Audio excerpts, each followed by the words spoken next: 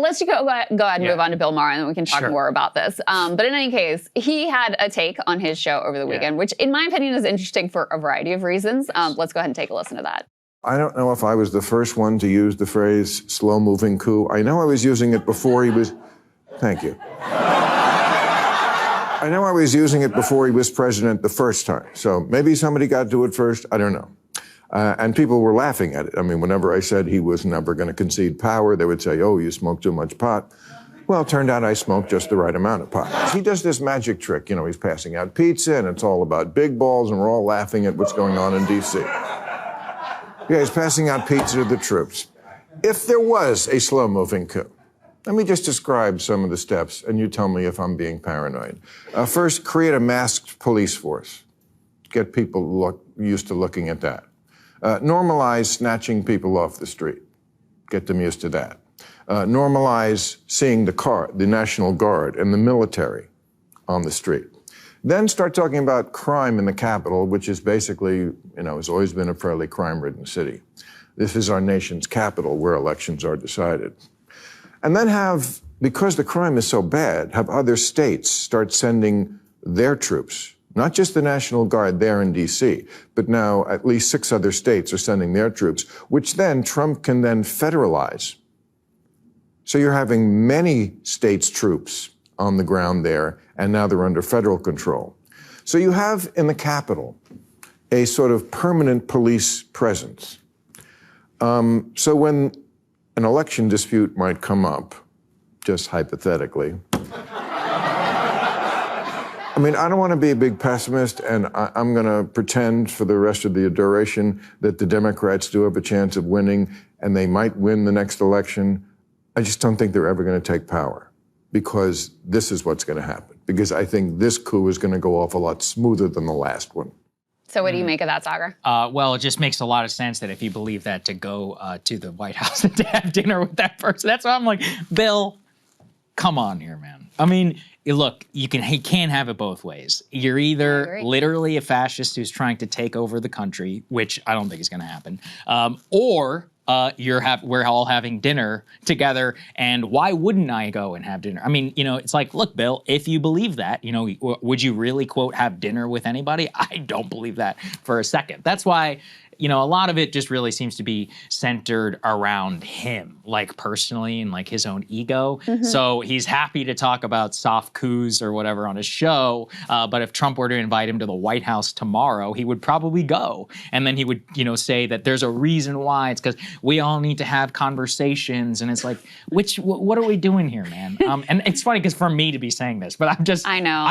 For me, I hate inconsistency. I hate people who are obviously just so wrapped up in their own ego and blowing with the wind. I mean, Bill Maher is probably, you know, the best example of blowing, you know, whichever way the tide turns. He's trying to return to some more of his original, like, more liberal roots and appear heterodox, but he was basically like a right-winger for a year, right? I mean, leading the right was loving this the guy. election. Yeah, which is humiliating for them, because they'll take, you know, like one guy says something like, oh my God, he's making so much sense, Bill Maher. Anyway, that's my own personal pet peeve. But yes, that's my Bill Maher take. I mean, and it wasn't just any dinner.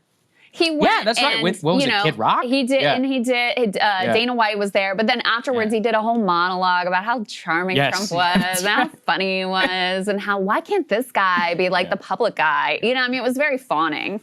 And so, and the other thing is, to your point about the self-importance, I mean, these people act like they're like diplomats on some sort of a sensitive government mission. It was the same thing with Joe and Mika, the way they phrased when they did their little trip to Mar-a-Lago. We've gone down to Mar-a-Lago. He acts like this, you know, comedian with a once-a-week show going and meeting with Trump at Mar-a-Lago is like the Camp David Accords. I mean, it's just, it's so silly. It's so preposterous. But then, if you do that, and then you turn around and say, which, by the way, I agree with what he's saying here, you know, his language of it's a soft coup, a slow-moving coup.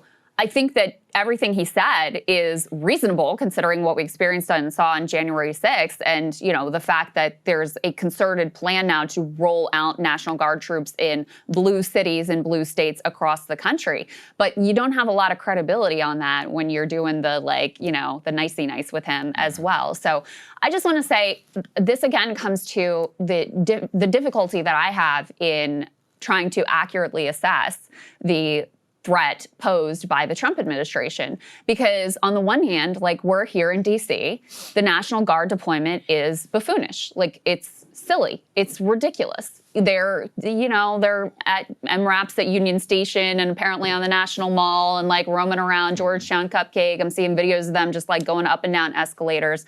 It's ridiculous. On the other hand, they are going to be armed, apparently, starting this week. You know, it's not hard to imagine some sort of disastrous conflagration, which creates way more chaos, way more, you know, violence or way more backlash or whatever it is. And part of you has to wonder if that's not part of the point, right? If that's not part of the desire, is trying to stoke this sort of animosity and chaos in the streets. And then he makes the point specifically about elections, and I think that one is a fair one too. Like, are we going to have this armed force in blue cities when it comes to election day to try to intimidate Democratic voters from going to the polls? I don't think that's preposterous to suggest, especially as right now we see the president manifesting concern about the midterms, saying he wants them to try to get 100 new Republican seats, already casting doubt on mail-in ballots, which, by the way, he did excellent with mail-in ballots. He would have lost the election. It's because of boomers. He would have lost the election without mail-in ballots last time around. But in any case, this is all about stoking concern and being able to say after the fact that it was rigged. We see him going to red states and saying you need to create new maps so we can get more Republican seats. So all of that is to say, he's clearly concerned about the midterms. You now have this, you know, armed, militarized force being deployed in cities across the country. It isn't crazy to say, well, what is this all aiming towards? And, you know, you have the buffoonery and the, like, idiocy on the one hand, and on the other hand, you have a record of genuinely, like, nefarious plots executed, you know, by this administration, and Trump being much more sort of unleashed this time around than the first time around. So I do give credence to what Bill is saying there, even as I acknowledge he's not the best messenger at this point. I would say it is incorrect to rule a lot of that stuff out, considering a lot of the ways the administration has acted in its first 9 months. I think the greatest danger is actually some sort of spontaneous incident. And like, that's the one, which, look, it's fair. I mean, you talked about the mask thing. If you come to my door, I mean, especially after more recently that attack, whoever that weirdo was, the pro-life guy who dressed as a police officer with a mask, right? And who went to those politicians' door. Yeah, that's I mean, look, even if you're, you know, have that on, and I'm looking at the camera, I'm be like, look, name, badge number, like, who are you, you know? Like, there needs to be some serious vetting before you open your door for anybody. And I would advise that for everybody out there, especially after that type of incident. And the same with some sort of mass incident, right? So exactly in that scenario, it's dangerous, and there were protocols all of there for a reason. That is setting up the ground for something that could go very, very wrong. That's part of the reason why people look at Kent State, you know, for example, as, you know, kind of a horror in modern American history. Yeah. And it's like, nobody was going there to kill them. It's just that it erupted in chaos and people ended up dead. That's the issue. And, you know, like, it's not like there wasn't like genuine violence or whatever, but the point is that people looked at that and said, hey, we should not try to normalize this. And that's exactly what I think the danger is that the longer that you have, let's say, a deployment or armed deployment or something like this in a 90% blue city, it does seem like it's only a matter of time until somebody, you know, somebody crazy. It's a provocation. And then, you know, same if from there, and then from there, who knows what's going to happen, right? Yeah. That's not excusing somebody who's going to attack them or whatever. I'm just, you know, it's obvious. It could happen. Right. And so that, I think that's probably the thing I would be the most afraid. I am most afraid of, especially for the deployment here, because you just don't know. Like, you know, crazy stuff can happen, and has happened many times, and you have people out there, you just have no idea. I mean, you had the whole weather. I've been thinking a lot about how America really reminds me today of the 1970s, and the more that we like cling to that framework, it's really important. I mean, the Weather Underground like tried to blow up the Capitol, right? Like, crazy. A group of just 20 people can do some crazy shit and can actually cause like some widespread social panic and chaos. Yeah. That's very possible. And then from there, it's not just a civil liberties question. It's really more about how are we going to deal with this going forward? And then with the administration, you can see like they're not afraid of picking a fight where they think they can come out politically on top. From my conversation with them, they think this is the best thing that they've done so far. They used big balls getting beaten up as like a Reichstag fire to deploy the National Guard. They did. And that's not to say that it was like a setup. I'm just saying they used that provocation to be like, we're sending in the National Guard. Now, let's say, imagine that homeowner who shot the two, people who were pretending to be law enforcement. Let's say they actually were let's say it was ICE agents who refused to identify, who came knocking at the door, and the homeowner thought, or an illegal killer. This was we're off to the races. I mean, and the homeowner thought genuinely these were home intruders and, killed them. Imagine what this administration would do given any sort of a pretext for some sort of massive crackdown. Like, we know that they'll do it. They're already doing it based on a few protests with a couple cars set on fire and some Mexican flags and big balls getting beat up. So they'll use anything. We just had a situation where one of these, wasn't one of the MRAPs that like T-boned a car here in the city. Thankfully, those the people in the car were injured. They were taken to the hospital, but I think they survived and are going to be okay, which is like a miracle given what unfolded.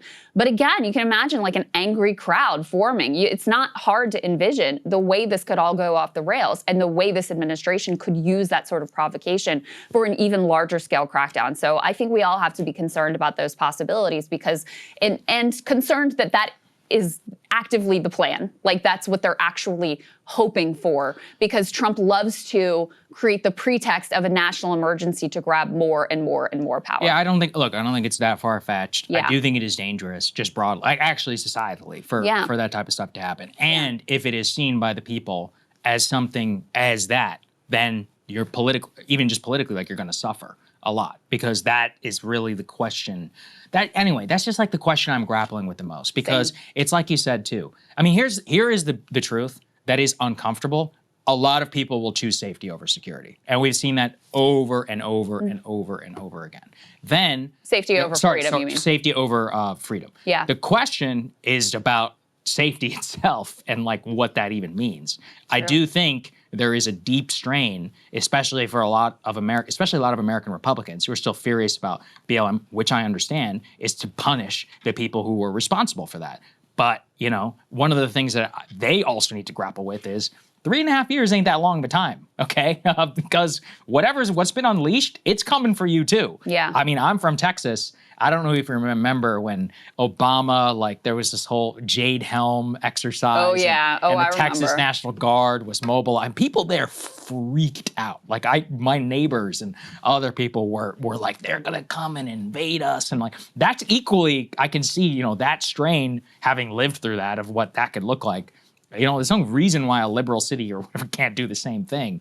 That's kind of a scary place to be. That's just what I would say. Yeah, I agree. Another pandemic. You ready for Governor Gavin Newsom to send the National Guard into your cities and force everybody, close the churches and lock down? I don't think Republicans are going to be excited about that possibility. That is the point, though, that the right-wingers always point out, is like, hey, you guys are happy to use the National Guard to close down the beach or, to enforce all these. I don't think they did that. No, in California, there was maybe not National Guard, but there definitely was. I think there was some National Guard deployment for COVID-19. I forget exactly what it was.